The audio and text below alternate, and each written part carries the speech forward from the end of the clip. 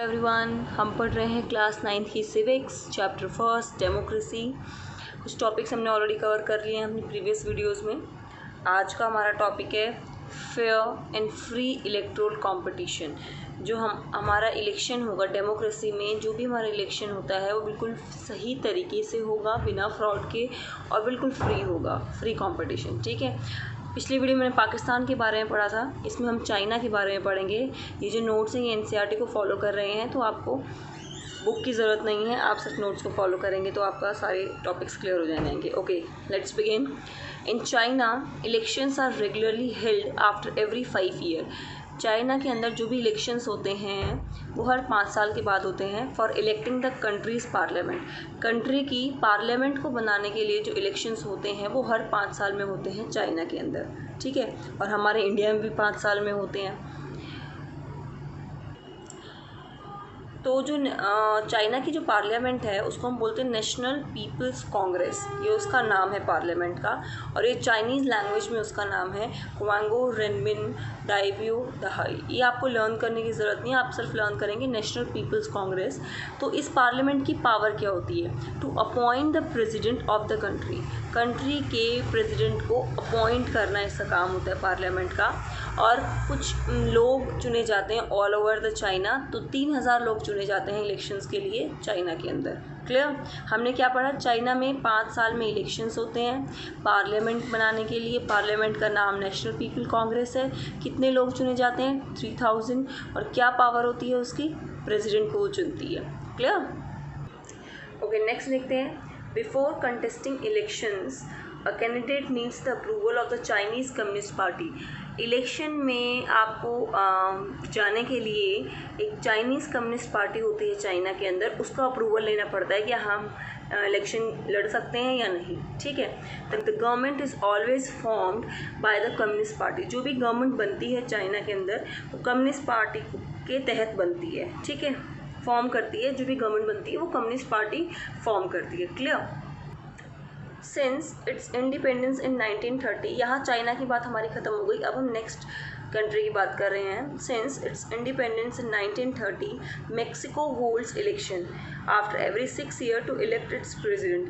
1930 में जब उसको इंडिपेंडेंस मिल गई थी मेक्सिको को, तो उसके इलेक्शन जो होते हैं प्रेसिडेंट को चुनने के लिए वो हर 6 साल में होते हैं। और चाइना में कितने साल में होते थे? 5 साल में। The country has never been under a military or dictatorship rule. जो कंट्री है मेक्सिको, मेक्सिको कहाँ है? मेक्सिको है हमारी नॉर्थ अमेरिका में। ठीक है, एक कंट्री है नॉर्थ अमेरिका की जिसकी कैपिटल, मेक्सिको की कैपिटल मेक्सिको सिटी ही है। ठीक है। The country has never been under a military or dictator rule. Country कभी भी, ये जो कंट्री है वो कभी भी मिलिट्री या डिक्टेटर रूल के अंदर नहीं आती। इसमें हमेशा डेमोक्रेटिकली ही गवर्नमेंट डिसाइड होती है। But until 2000, every election was won by a party called PRI, Institutional Revolutionary Party। लेकिन 2000 तक हर इलेक्शन जो है वो पार्टी जीतती आई है। कौन सी पार्टी जीतती आई है? PRI, institutional revolutionary party. मतलब ये उल्टा है, इंस्टीट्यूशनल रिवोल्यूशनरी पार्टी। आपको याद रखना है मेक्सिको की पार्टी है। और चाइना की पार्टी क्या थी? Chinese Communist Party. Clear? Okay. Opposition parties did contest election. Opposition जो पार्टी होती थी वो भी इलेक्शन लड़ती थी, but never manage to win, लेकिन कभी जीत नहीं पाती थी। As PRI was known to use many tricky tricks to win election. क्योंकि PRI जो थी, जो हमारी इंस्टीट्यूशनल रिवोल्यूशनरी पार्टी थी, वही जीतती थी क्योंकि वो डर्टी ट्रिक्स अपनाती थी, गलत तरीके अपनाती थी इलेक्शन जीतने के लिए। ठीक है। All those who were employed in government offices had to attend its party meetings। PRI ने क्या बनाया हुआ था कि जितने भी एम्प्लॉयड हैं, वर्किंग हैं गवर्नमेंट ऑफिसेज में, वो PRI की मीटिंग्स जो हैं वो ज़रूर अटेंड करेंगे। ये फोर्सफुली अटेंड करना था उन्हें। और teachers of government schools use to force parents to vote for the PRI। और टीचर्स जो गवर्नमेंट स्कूल के होते थे वो फोर्स करते थे पेरेंट्स को कि आपको वोट करना है PRI के लिए। Media largely ignore the activities of opposition political parties except to criticise them. जो मीडिया होती थी वो क्या रोल प्ले करती थी? वो जस्ट इग्नोर करती थी अपोजिशन पॉलिटिकल पार्टीज़ को, लेकिन हाँ उनको सिर्फ क्रिटिसाइज़ करती रहती थी वो हमेशा, मतलब उनके बारे में गलत ही बोलती रहती थी।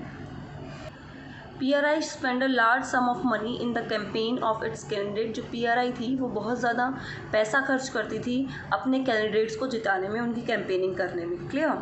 अब अगर पैसा ज़्यादा खर्च करेगी, डर्टी ट्रिक्स यूज़ करेगी तो वो जीतेगा ही वो कैंडिडेट। तो इससे हमें क्या शो होता है, इससे हमें पता चलता है कि a democracy must be based on a free and fair election where those currently in power have a fair chance of losing।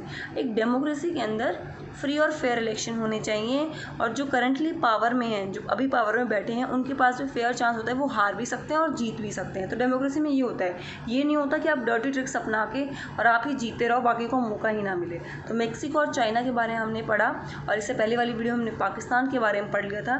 तो आपको इन तीनों जो हमें कंट्रीज़ के बारे में हमने पढ़ा, इन तीनों के बारे में 1 मार्क्स क्वेश्चन भी आ सकते हैं, जो क्वेश्चन पूछे जा सकते हैं। तो आपको तीनों की थ्योरेटिकल जो हमने पढ़ा है वो सब याद होना चाहिए। क्लियर? Thank you.